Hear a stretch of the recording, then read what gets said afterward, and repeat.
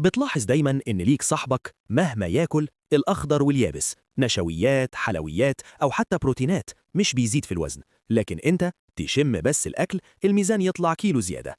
طيب ليه ده بيحصل؟ السبب الأساسي اسمه الحرق أو الأيض. الأيض ده ببساطة الطريقة اللي جسمك بيتعامل بيها مع الأكل. يعني إيه؟ يعني لما تأكل البروتين يروح للعضلات، الدهون يا إما تتحرق يا إما تتخزن، الكربوهيدرات تتحول طاقة، والباقي الجسم يتصرف فيه بطريقته. الجسم دايما شغله الشاغل حاجة واحدة: هل في أكل كفاية ولا لأ؟ لو جسمك حاسس إن الأكل قليل أو إنك في حالة حرمان، يقلل الحرق ويبدأ يخزن الأكل دهون علشان الزمن.